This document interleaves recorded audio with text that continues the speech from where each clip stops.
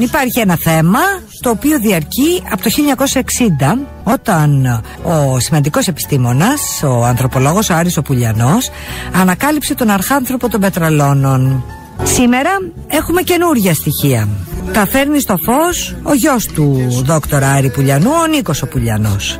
Και πάλι δημιουργούνται ζητήματα σχετιζόμενα με την απαξίωση της δουλειάς κάποιων ανθρώπων, και απαξιώνοντας τη δουλειά κάποιων ανθρώπων ουσιαστικά βλάπτουμε την ίδια μας τη χώρα, διότι αυτές είναι σπουδαίες ανακαλύψεις πάνω στις οποίες μπορεί να στραφεί το διεθνές ενδιαφέρον.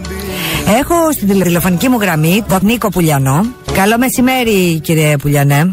Γεια σας και εσάς και στους ακροατές σας. Για πέστε μας τώρα έτσι με απλά λόγια, τι γίνεται με αυτή την υπόθεση? Από τότε που θυμόμαστε τον εαυτό μας, αγέννητοι ήμασταν, συζητάμε για τον αρχάνθρωπο των πετραλώνων. Μόλις βγάλαμε και στο διαδίκτυο στην διεύθυνση ae.gr, που είναι Ανθρωπολογική Εταιρεία Ελλάδος, τα αρχικά της, βγάλαμε και τα περιεχόμενα του νέου μας περιοδικού σχετικά με τις νεότερες ανακαλύψεις. Το βασικότερο έβριμα είναι ένα δοντάκι από χαμηλότερο στρώμα και από τον αρχάνθρωπο, και είναι μέσα από στρώμα, το οποίο δηλαδή είναι ακόμα πιο ξεκάθαρα χρονολογήσιμο. Πού το βρήκατε πάλι εκεί? Στο ίδιο σημείο, που δείχνει ότι οι άνθρωποι εκείνη την εποχή, οι αρχάνθρωποι, ζούσαν μόνιμα πολλές χιλιάδες χρόνια. Αυτός είναι τουλάχιστον 30.000 χρόνια αρχαιότερος. Δείχνει ότι για 30 τουλάχιστον χιλιάδες χρόνια οι άνθρωποι ζούσαν σε αυτό το περιβάλλον, και μάλιστα το δοντάκι σε σχέση με τα δόντια του κρανίου του πιο γνωστού που βρέθηκε το 1960 δείχνει μια συγγένεια γενετική που υποδηλώνει και το ότι οι ίδιοι οι άνθρωποι εξελίσσονταν και αναπτύσσονταν σε αυτόν τον χώρο της Χαλκιδικής.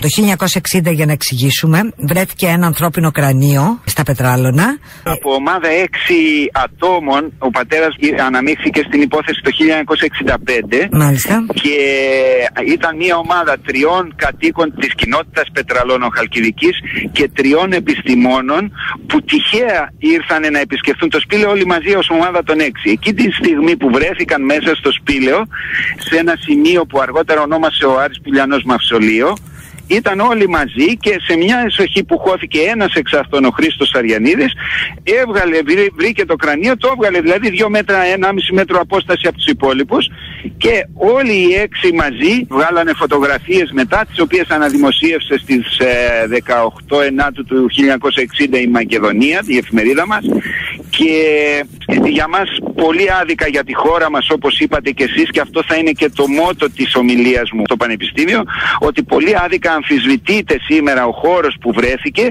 ο αρχάνθρωπος, διότι αν αμφισβητηθεί δεν ξέρουμε ακριβώς που βρέθηκε, άρα δεν ξέρουμε την ηλικία και πάει λέγοντας. Ενώ υπάρχουν τόσο ξεκάθαρα στοιχεία τα οποία μπορεί κανείς να δει και να βρει και στο διαδικτυακό. Ναι, αλλά για πέστε μου τώρα, τι έχει συμβεί? Βρέθηκε λοιπόν ο αρχάνθρωπος των Πετραλώνων, εντοπίστηκε ότι στα Πετράλωνα της Χαλκιδικής υπήρχε αυτός.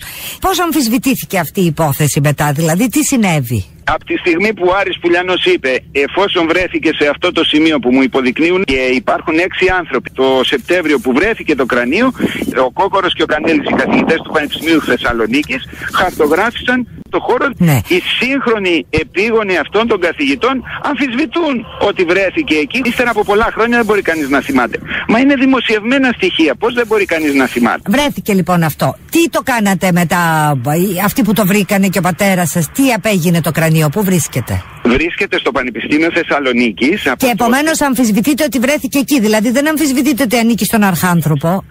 Όχι, ότι δεν ξέρουμε πού βρέθηκε μέσα στο σπήλαιο, και εφόσον δεν ξέρουμε και βρέθηκε κατά τη γνώμη των σύγχρονων, των επιγόνων των καθηγητών, ότι μπορεί να βρέθηκε σχεδόν έξω από το σπήλαιο, άρα είναι πολύ νεότερες ηλικίες, πράγματα που εμείς βεβαίως δεν δεχόμαστε με τίποτα. Την άλλη μας παραξενεύει ότι δεν κάθονται να ένα τραπέζι διαλόγου, να δούμε για ποιο λόγο, τι λέμε και γιατί είναι αυτό που διαφωνούμε κατά κάποιον τρόπο.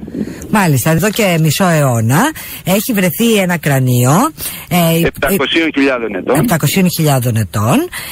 Αυτό το κρανίο ανήκε σε γέρο άνδρα που πρέπει να πέθανε σε ηλικία γύρω στα 35 χρόνια, διότι τότε ήταν γέροι, όπως φαίνεται, στα 35 χρόνια, και ότι έζησε τουλάχιστον κατά το σχηματισμό του 11ου στρώματος. Αυτό δεν αμφισβητήθηκε τότε.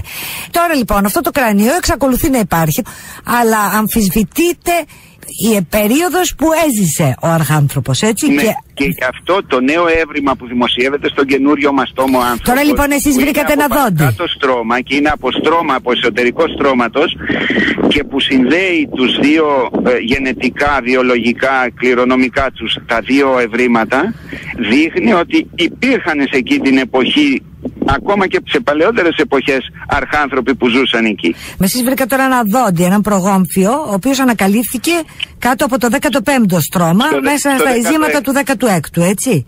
Μάλιστα. Αυτό έρχεται να επιβεβαιώσει ότι και το πρώτο έβριμα προέρχεται από εκείνη την περίοδο. Βεβαίως. Έχετε απόλυτα δίκιο, διότι η κοινή λογική αρκεί. Δεν χρειάζεται να είναι κανείς πανεπιστήμονας ή δόκτορας. Ναι. Αρκεί να παρακολουθήσει κανείς τη λογική. Τη λογική. Και δεν μου λέτε, κάπου είστε έξω, ταξιδεύετε, φαίνεται και φυσά αέρας, έτσι, αυτό καταλαβαίνουμε. Είναι 10 χιλιόμετρα από το Σπήλαιο. Είστε κοντά στο Σπήλαιο. Λοιπόν, εντάξει, το Σπήλαιο για σας έχει γίνει το δεύτερο σπίτι σας, αν καταλάβαμε καλά. Μάλλον το πρώτο. Το πρώτο, μάλιστα. Διότι αναζητάτε εκεί όλα αυτά τα χρόνια τις αποδείξεις. Τι λόγος υπάρχει, μόνο επιστημονική είναι οι λόγοι που αμφισβητούνται τα ευρήματα του Πουλιανού? Να σας πω, το έχω σκεφτεί και εγώ σαν πιο νέος, και λέω, ας πούμε, ότι υπάρχουν και κάποιες προσωπικές, πώς να το πω, συγκρούσεις, ναι, φιλοδοξίες. Όμως δεν έχουμε δικαίωμα για οποιονδήποτε λόγο, να το πω σε εισαγωγικά, να παίζουμε με την ιστορία του τόπου. Αυτό είναι που με στεναχωρεί εμένα περισσότερο. Δεν μου λέτε, σε αυτή τη διένεξη, ας πούμε, και την αμφισβήτηση, έχει μπει ποτέ στη μέση κάποιος κρατικός φορέας, Υπουργείο Πολιτισμού? Αν και δεν είναι μόνο θέμα πολιτισμού αυτό, έτσι. Είναι εδώ οι Σκοπιανοί εξετάζουν το DNA τους να δουν από πού προέρχονται. Έχει μεγαλύτερη σημασία από την καθαρά στενή πολιτιστική πλέον. Έχει σημασία επιστημονική, ανθρωπολογική. Αποδεικνύει ότι εκεί, σε αυτή την περιοχή της Ελλάδας, έζησαν άνθρωποι τότε. Οι πρόγονοι όλων των Ευρωπαίων. Οι πρόγονοι όλων των Ευρωπαίων. Και ακόμα η ελληνική πολιτεία, το Υπουργείο Πολιτισμού, αδυνατεί να φτάσει σε αυτό το συμπέρασμα ή έστω να το εξετάσει. Κανείς δεν θέλει το διάλογο. Λες και τον φοβούνται όλοι. Δεν μπορώ να καταλάβω. Είμαι στο Υπουργείο Πολιτισμού, είμαι στο Πανεπιστήμιο Αιγαίου, είμαι στην Ανθρωπολογική Εταιρεία Ελλάδος, και από όλες τις σκοπιές δεν μπορώ να καταλάβω. Ενώ έχουμε ζητήσει επανειλημμένα τότε που ήταν, ας πούμε, ακόμα ο Υπουργός ο κ. Βουλγαράκης, να καθίσουμε κάτω ένα διάλογο για να βγαίνει η χώρα μας, ανεξαρτήτως Πουλιανού ή άλλων. Φυσικά το θέμα δεν είναι τα πρόσωπα. Να βγει η χώρα μας προς τα έξω με ένα πρόσωπο. Δεν είναι δυνατόν στο εξωτερικό να αναγνωρίζεται η δουλειά μας και να μας παραχωρούν βήμα σε παγκόσμια συνέδρια για να αναπτύσσουμε τις θέσεις μας και να τις μελετάνε και να προχωράμε 50 χρόνια μπροστά, και εδώ να χρειαζόμαστε να πηγαίνουμε 50 χρόνια πίσω. Ναι, και φαίνεται ότι αυτό πλέον είναι ένα θέμα, η καταγωγή δηλαδή, και το ποιος έζησε στην Ευρώπη, στην Ελλάδα, είναι ένα θέμα που απασχολεί πολλούς. Δηλαδή πολλοί λαοί έχουν προσπαθήσει να βρουν την καταγωγή τους, και μάλιστα βλέπω εδώ Δάφνη Πουλιανού είναι συγγενή σας. Είναι η σύζυγος του Άρη Πουλιανού, 55 χρόνια σύντροφος ζωής, μάλιστα, η οποία είναι γιατρός γυναικολόγος, και τα τελευταία 10 χρόνια προσπάθησε, έβγαλε για μένα ένα πολύ όμορφο βιβλίο, οι Ανατροπές λέγονται, ναι, που είναι η βιογραφία του Άρη Πουλιανού. Να προβληθεί μέσα από τη βιογραφία ένα έργο ζωής. Ναι. Και δείχνει και μέσα από το βιβλίο της ότι η προέλευση αυτή, η καταγωγή δηλαδή των Ελλήνων απασχολεί και έχει να κάνει και με όχι μόνο σημερινά θέματα, έχει να κάνει και με πολιτικά, όχι μόνο δηλαδή να αποδείξουμε κάτι επιστημονικά μόνο, έχει σημασία και για άλλους τομείς. Ναι, απόλυτα σωστό, με τη διαφορά ότι εμείς σαν επιστήμονες το μόνο που δεχόμαστε είναι η επιστημονική αλήθεια, διότι οι πολιτικές προεκτάσεις είναι δουλειά του πολιτικού. Εκείνο όμως που παραξενεύει είναι ότι ο πολιτικός, όταν προσφέρει στα επιχειρήματα που μπορεί να χρησιμοποιήσει ενδεχομένως σε κάποια φόρα, δεν έρχεται κοντά να πει «Για ελάτε εδώ να δω εγώ τι γίνεται, βάλε μια επιτροπή».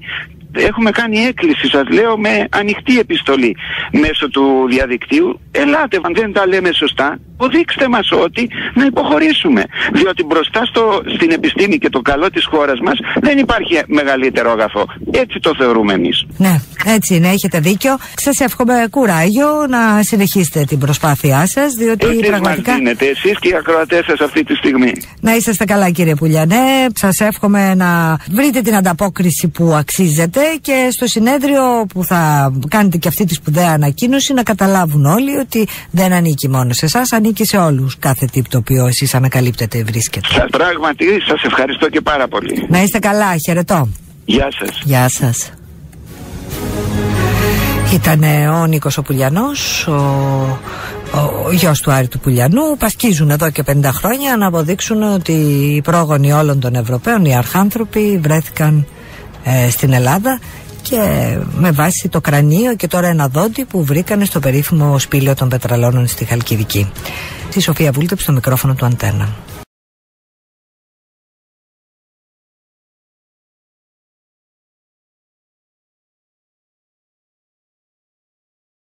Παρακαλώ τον πρώτο ομιλητή, τον κύριο Νίκο Πουλιανό, να μας μιλήσει για τη θέση ανέβρεσης του ανθρώπου των Πετραλώνων.